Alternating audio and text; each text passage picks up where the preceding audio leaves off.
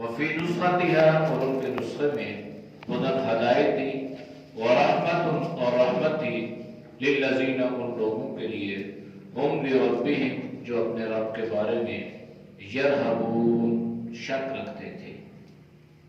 واختار موسیٰ اور چنا موسیٰ نے قومہ اپنے قوم کو 70 رجلا 70 آدمی لمیقاتنا ہمارے وعدے کے مطابق.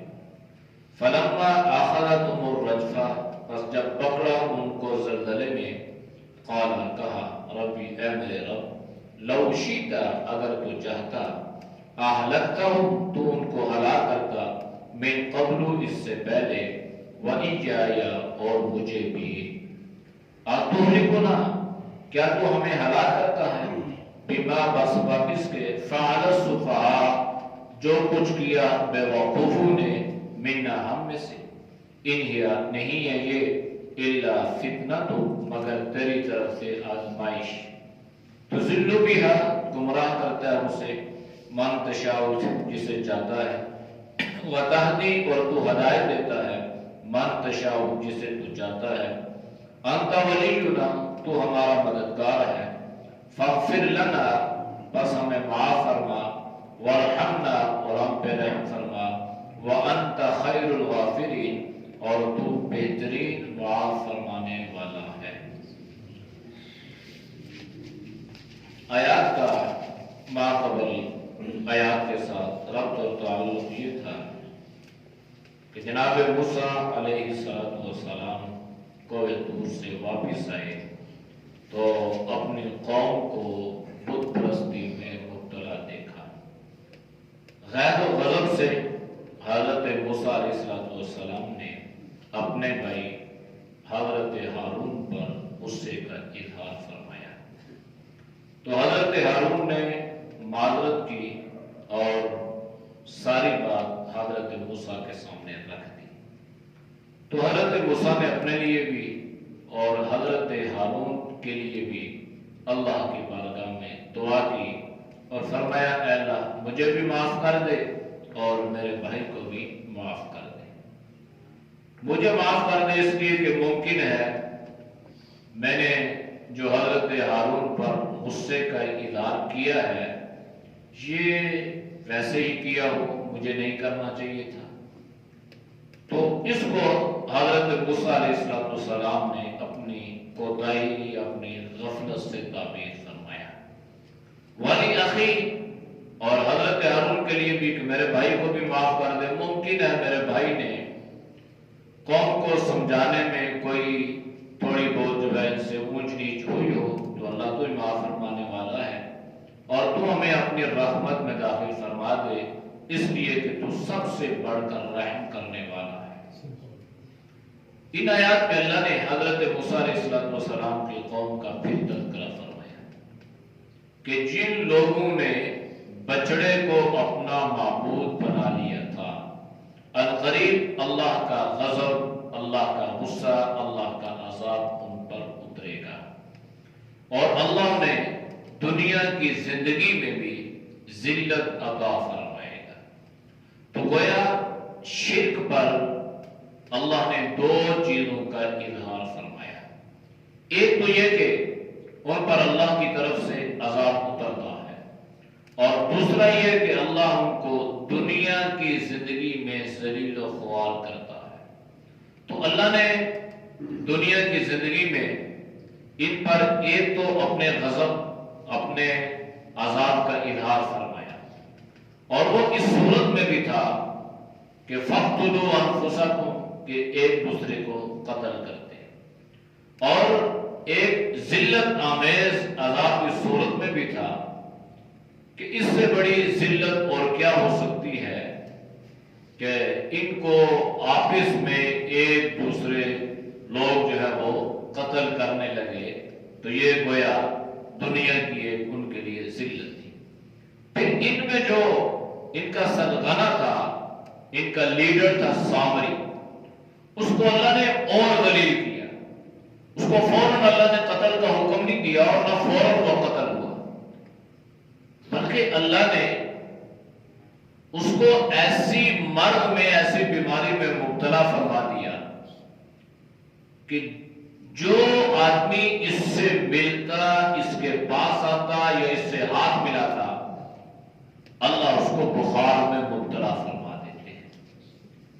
اب اس خوف اور اس ڈر سے کوئی آدمی اس کے پاس آتا ہی نہیں تھا اور نہ یہ کسی کے پاس جا سکتا تھا۔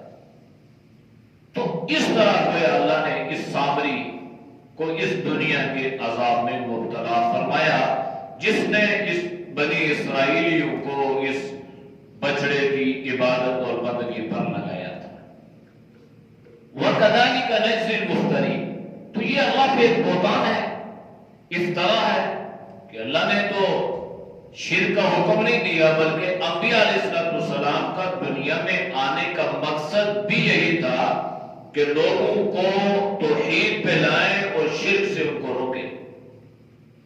تو جو شرک میں مبتلا ہوتا ہے گویا وہ اللہ پر بہتان مانگتا ہے، اللہ پر افترا مانگتا ہے، اللہ کی طرف غلط بات کو منسوب کرتا ہے۔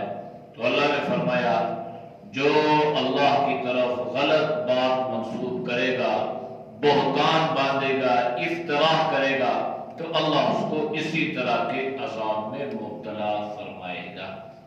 یہ تو ان کا ذکر کیا نا، تو وہ یہ قضائی کا یعنی اسی طرح، یعنی جو بھی ان کے نقشے قدم پر چلے گا، جس طرح ان پر اللہ کا عذاب اترا، تو بعد میں آنے والوں پر بھی اللہ کا غضب اور اللہ کا عذاب اتر سکتا ہے۔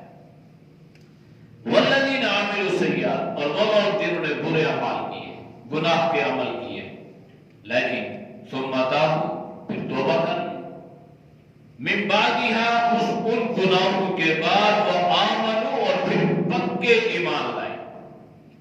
جیسے ان میں سے ان لوگوں کی جو سزا مقرر ہوئی تھی نا کہ اب تمہاری توبہ تب قبول ہوگی کہ جب تم میں بعض کو بعض قتل کریں گے تو تمہاری توبہ اللہ قبول فرمائے گا۔ تو انہوں نے قتل کیا تو اللہ نے ان کی توبہ قبول فرمائی۔ جو مارے گئے اس میں وہ شہید ہو گئے چونکہ ان کا کفارہ ادا ہو گیا۔ اگر کسی آدمی کو دنیا میں کسی جرم کی سزا ہوتی ہے تو وہ اس گناہ کا کفارہ ہوتا ہے، اور آخرت میں اللہ اس کو اس کا اجر عطا فرمائیں گے۔ جناب نبی کریم صلی اللہ علیہ وسلم نے ایک عورت کا جنازہ پڑھایا تو بعض صحابہ نے آپ صلی اللہ علیہ وسلم سے پوچھا کہ اللہ کے نبی، اس کو تو اس پہ حد جاری ہوئی تھی اور اس نے یہ جرم کیا تھا، اور آپ نے فرمایا کہ اس نے ایسی توبہ کی ہے، اگر اس کی توبہ کو اس سارے مدینے میں تقسیم کیا جاتا تو سب کی مغفرت ہو جاتی۔ وہ توبہ کر رہی ہے، اللہ سے التجا کر، تو اسی لیے تو اس نے اپنے آپ کو پیش کیا ہے نا، تاکہ مجھے دنیا میں سزا مل جائے، آخرت میں مجھے اس کی سزا نہ ملے۔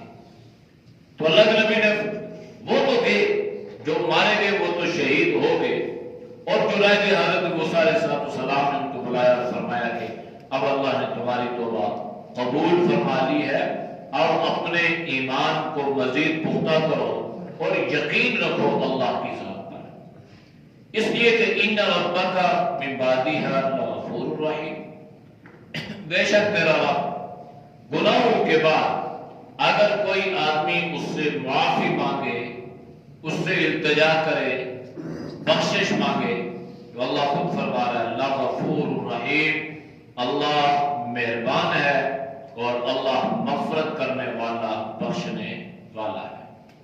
تو اس میں ایک چیز یہ بھی بیان ہوگی کہ بحیثیت انسان اگر دنیا میں کسی آدمی سے کوئی خطا ہو گئی، گناہ ہو گیا، لغزش ہو گئی، دانستہ ہو گئی، غیر دانستہ ہو گئی، سہون ہو گئی، قصدن ہو گئی، ارادتن ہو گئی، بغیر ارادے کی ہو گئی، تو اب انسان کو شعور آیا اور اسے اپنی غلطی کا احساس ہو گیا تو اسے چاہیے کہ وہ اللہ کی بارگاہ میں التجا کرے اور گناہوں کی معافی مانگے۔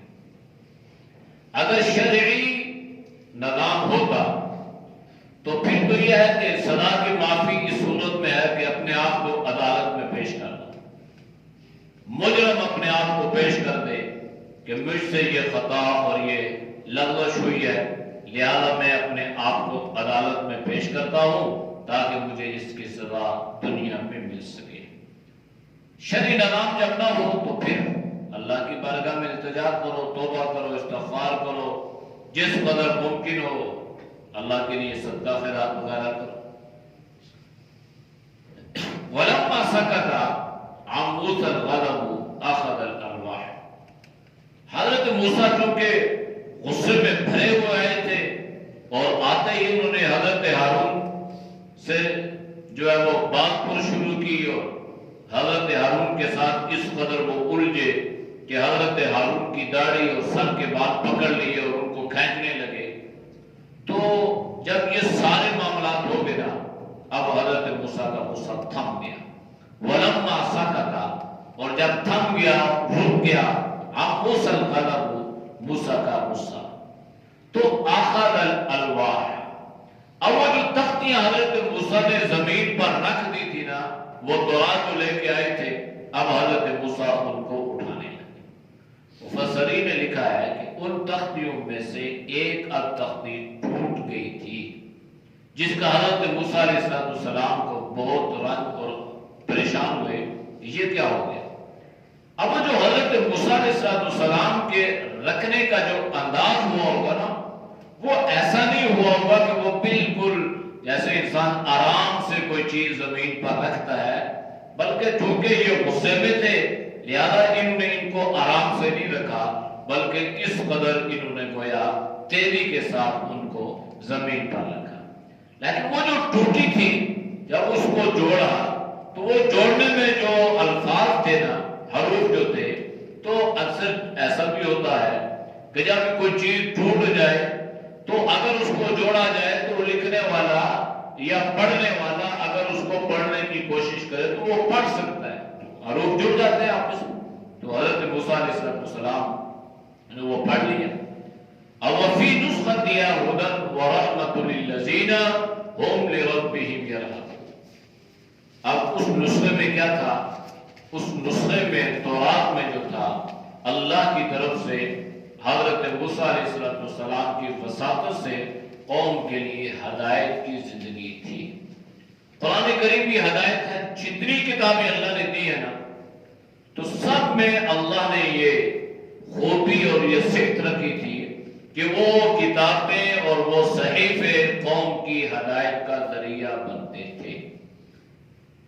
انبیاء علیہ السلام ان کو ان کتابوں کے ذریعے سے اللہ کے احکامات سے آگاہ فرماتے تھے، بھئی یہ اللہ کا حکم ہے، اس کو اس طرح کرنا ہے اور اس کو یوں کرنا ہے، اور جو چیز ہدایت ہوگی وہ چیز باعث رحمت بھی ہوگی۔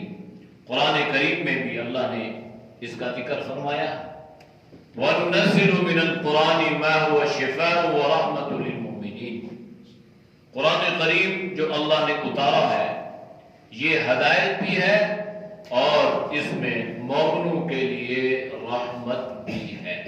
تو شفا بھی، رحمت بھی، ہدایت بھی، تو یہ ساری آسمانی جو کتابیں ہیں اللہ نے ان میں یہ خوبی اور یہ صفات رکھی ہے کہ یہ پڑھنے والوں کے لیے ہدایت کا ذریعہ بھی بنتی ہے۔ تو جب کسی آدمی کے لیے کوئی چیز ہدایت کا ذریعہ بن گئی تو وہ آدمی اللہ کی رحمت کا مستحق ہو گیا۔ آپ دین پہ آئیں گے تو اللہ کی رحمت گھیر لے گی، آپ یہاں پہ بیٹھے ہیں تو اللہ کی رحمت نے گھیرا ہے، آپ نماز پڑھ رہے ہیں تو اللہ کی رحمت میں ہے۔ تو یہ ہدایت والی جو زندگی ہے نا، یہ سراسر اللہ کی رحمت ہی ہے، گویا یہ سراپا رحمت ہے۔ اور خدا نخواستہ اگر اس ہدایت والی زندگی سے انسان محروم ہو جائے تو پھر انسان اللہ کی رحمت سے محروم ہو جاتا ہے۔ تو جب اللہ کی رحمت سے محروم ہو گیا تو پھر ذلت، ضلالت اور گمراہی اس کا مقدر اور نصیب بنتی ہے۔ وَاخْتَارَ مُوسَىٰ قَوْمَهُ 70 رَجُلًا لِمِيقَاتِنَا۔ اب یہ قوم جو تھی نا، یہ بنی اسرائیل عجیب قوم تھی۔ آپ نے ان کے سارے واقعات سنے ہوں گے کہ کس قدر یہ قوم احسان فراموش تھی۔ اب اسی قوم نے حضرت موسیٰ سے یہ مطالبہ کیا تھا کہ اب ہم اطمینان سے زندگی گزارنے لگے ہیں تو ہمارے لیے کوئی شریعت، کوئی ضابطہ۔ تو حضرت موسیٰ نے اللہ کی بارگاہ میں التجا کی تو اللہ نے حضرت موسیٰ کو تورات عطا فرما دی۔ حضرت موسیٰ جب یہ کتاب لے کر آگے تورات قوم کے سامنے پیش کیا تو قوم کہنے لگی بھائی ہمیں کیسے پتا چلے گا کہ یہ اللہ کی کتاب ہے؟ ہمیں کس نے بتایا؟ تیری بات پہ تو ہم یقین کرنا ہوتا تو ہم کتاب کا مطالبہ ہی نہ کرتے۔ تو کہتا ہم تیری بات میں عمل کرتے رہتے، ہمیں کیسے پتا چلے گا کہ یہ اللہ کی کتاب ہے؟ تو حضرت موسیٰ علیہ السلام بڑے حیران ہوئے، پشیمان کہ بھائی آپ لوگوں نے مجھ سے کہا، میں نے اللہ سے درخواست کی، اللہ نے مجھے آپ کے سامنے بلایا، 40 دن میں وہاں پہ گزار کے آیا ہوں، اللہ نے یہ کتاب دی ہے لے کے آپ کے پاس آیا ہوں، اس کتاب کی عبارت پڑھو، اس کو دیکھو کہ کیا لکھا ہے اس میں، اور آپ نے یہ کہہ دیا کہ بھائی ہمیں کیا پتا چلے گا کہ یہ اللہ کی کتاب ہے؟ ہم اس بات پہ یقین کرتے ہی نہیں ہے کہ یہ اللہ کی کتاب ہے۔ اب آدمی اگر کہے نا میں نہیں مانتا تو پھر اس کو اللہ ہی بنائے، انسان کے بس میں نہیں ہے کسی کو منانا، دل اللہ کے قبضے میں ہے۔ جب اللہ دل پہ مہر لگا دیتا ہے تو پھر دل پھرتا نہیں ہے۔ بل طبع اللہ علی قلوبہم، گناہوں کی وجہ سے اللہ انسان کے دل پہ تالا لگا دیتا ہے، قفل لگا دیتا ہے۔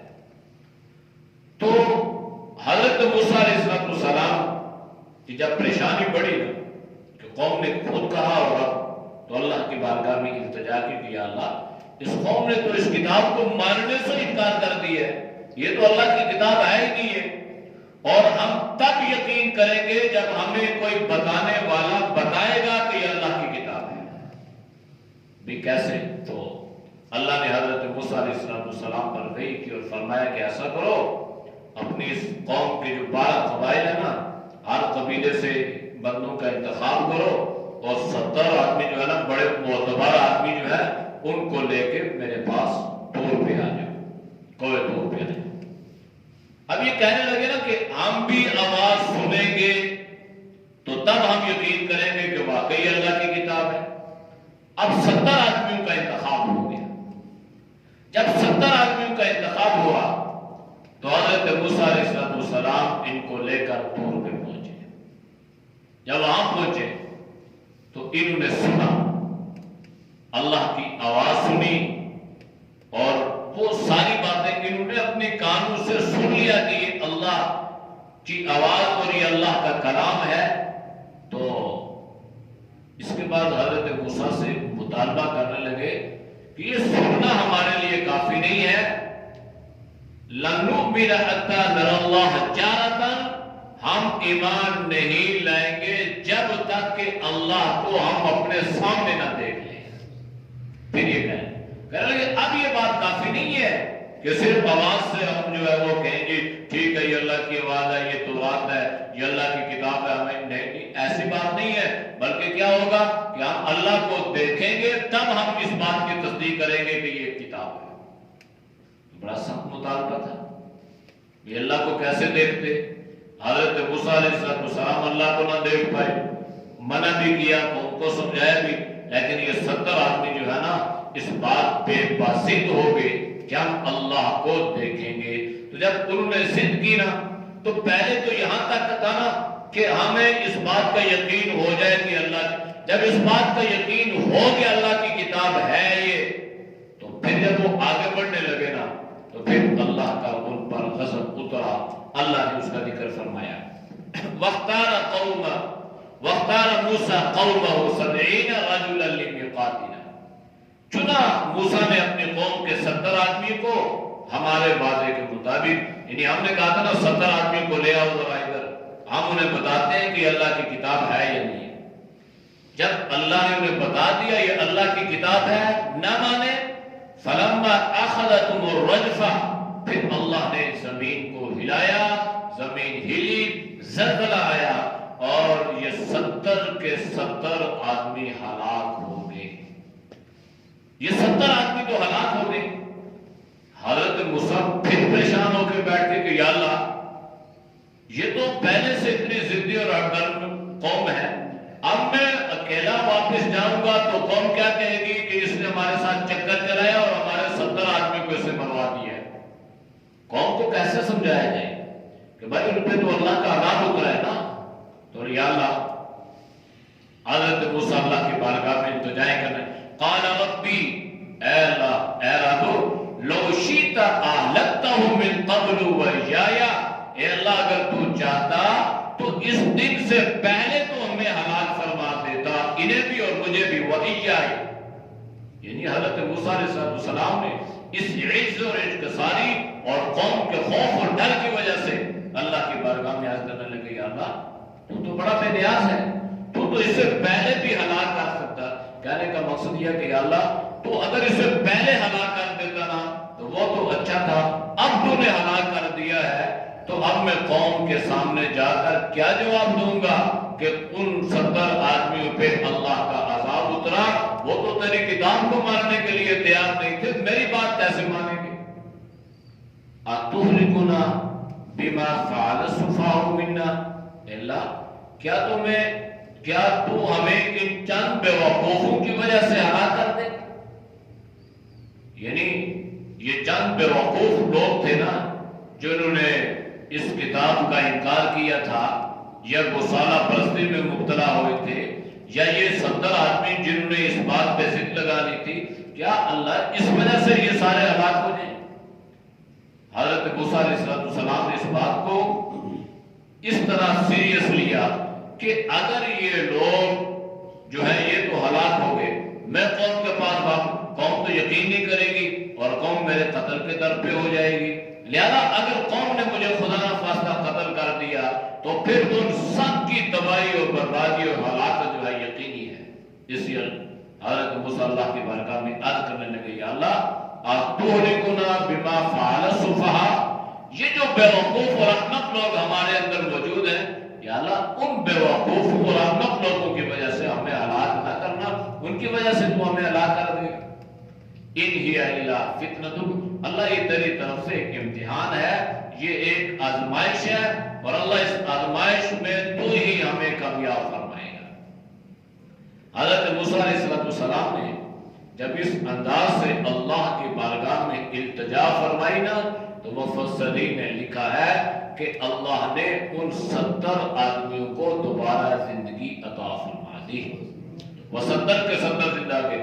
ثم بعثناکم من بعد موتکم لعلکم تشکرون، اللہ فرما رہا ہے کہ پھر ہم نے موت کے بعد تمہیں زندہ کیا تاکہ تم اللہ کے احسان کو مانو، اللہ کے قدردان بن جاؤ، اللہ کا شکر ادا کرو۔ حضرت موسیٰ اللہ کی بارگاہ میں عرض کرتے ہیں، تُضِلُّ بِهَا مَن تَشَاءُ وَتَهْدِي مَن تَشَاءُ، اللہ ہدایت بھی تیرے قبضے میں ہے، دل بھی تیرے قبضے میں ہے، تو جسے چاہتا ہے ہدایت عطا فرماتا ہے اور تو جسے چاہتا ہے ہدایت سے محروم کرتا ہے اور اس کو گمراہی کے راستے پہ چلا دیتا ہے۔ اصل تو ہدایت اور ذلت اور ضلالت کا مالک تو اللہ ہی ہے نا۔ اب اللہ کا کام ہے ہدایت دینا، اور ذلیل کون ہوتا ہے یا گمراہ کون ہوتا ہے؟ جو ہدایت کا طالب نہ بنے، گویا اس نے اپنے آپ کے لیے ضلالت کو یا گمراہی کو اپنے آپ پر اس کو اختیار کر لیا۔ اولئک الذین اشتروا الضلالۃ بالہدی، یہ وہ لوگ ہیں جو ہدایت کو خرید لے، جو گمراہی کو پسند کرتے ہیں ہدایت کے بدلے میں۔ تو جب گمراہی کو پسند کر لیا تو ہدایت سے محروم ہو گئے، اور ہدایت کسے ملے گی؟ وَيَهْدِي إِلَيْهِ مَن يُنِيبُ، ہدایت اسے ملے گی جو ہدایت کا طالب بن کر اللہ سے ہدایت والی زندگی مانگے گا، اللہ اسے ہدایت عطا فرمائیں گے۔ ورنہ یہ کوئی ایسی چیز نہیں ہے بے وقوفی کہ اللہ جس کو چاہے دے دے، نہیں، طالب بنے گا تو انسان کو اس کو ہدایت عطا فرمائے گا، ورنہ بے طلبوں کو اللہ یہ ہدایت والی زندگی نہیں دیتا۔ انت ولینا، اے اللہ تو ہی ہمارا ولی، مددگار تو ہی ہے، ولی تو ہی ہے، سرپرست تو ہی ہے، مدد کرنے والا تو ہی ہے، تو اللہ تو کیا کر دے، فاغفر لنا، اللہ تو ہمیں معاف کر دے، وارحمنا، اور اے اللہ تو ہم پہ رحم فرما دے، وانت خیر الغافرین، اور اللہ تو بہترین معاف فرمانے والا ہے۔ تو ہمارے اس سارے معاملے کو، یعنی کوتاہی تو حضرت موسیٰ کی نہیں تھی نا، کوتاہی تو ان 70 آدمیوں کی تھی، لیکن اللہ پاک ان 70 حضرت موسیٰ علیہ السلام ان 70 آدمیوں کی طرف سے بھی اللہ کی بارگاہ میں التجا کرتے ہیں، وہ کہتے ہیں اللہ تو ہمارا ولی ہے، تو مددگار ہے، اللہ تو ہمیں کیا کر دے، معاف فرما دے۔ اعوذ باللہ من الشیطان الرجیم، بسم اللہ الرحمن الرحیم، ان الذین اتخذوا العجل سینالهم غضب من ربهم وذلة في الحياة الدنيا وكذلك نجزي المفترين والذين عملوا السيئات ثم تابوا من بعدها وآمنوا إن ربك من بعدها لغفور رحيم ولما سكت عن موسى الغضب أخذ الألواح وفي نسختها هدى ورحمة للذين هم لربهم يرهبون واختار موسى قومه 70 رجلا لميقاتنا فلما أخذتهم الرجفة قال رب لو شئت أهلكتهم من قبل وإياي أتهلكنا بما فعل السفهاء منا إن هي إلا فتنة تضل بها من تشاء وتهدي من تشاء أنت ولينا فاغفر لنا وارحمنا وأنت خير الغافرين۔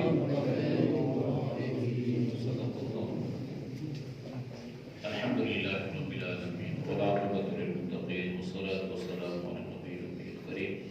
یا اللہ ہم سب سے میرا گناہوں کو معاف فرما، گناہوں سے حفاظت فرما، نیک اعمال کی توفیق نصیب فرما، برے مال سے، برے خیالات سے، برے راستوں سے، برے صحبت سے اللہ تو ہم سب کے حفاظت فرما۔ یا اللہ جتنے دوست و بزرگ تیری رضا کے لیے دس سے قرآن سنتے ہیں، اللہ ان کے سننے کو قبول فرما۔ یا اللہ سب کے علم و عمل میں، جان مال ایمان میں، صحت میں اللہ تو خوب برکت عطا فرما۔ ہمارے جتنے مسلمان دنیا سے رخصت ہو چکے ہیں، یا اللہ تو سب کی مغفرت فرما۔ یہ بٹی صاحب کی چچی صاحبہ کا انتقال ہوا، ان کے لیے دعا فرمائے، اللہ تعالیٰ ان کی مغفرت فرمائے، اللہ ان کے درجات کو بلند فرمائے، اللہ ان کو مقام علیہ نصیب فرمائے۔ جو بیمار ہے اللہ ان کو صحت کاملہ عاجلہ نصیب فرمائے۔ میری بانجی ہے دور بیمار ہے، بہت سیریس ہے، اس کے لیے خصوصی دعا فرمائے، اللہ ان کو صحت کاملہ عاجلہ مستمرہ نصیب فرمائے۔ یا اللہ ہماری دعاؤں کو سب کے حق میں قبول فرما۔ صلی اللہ تعالیٰ علیہ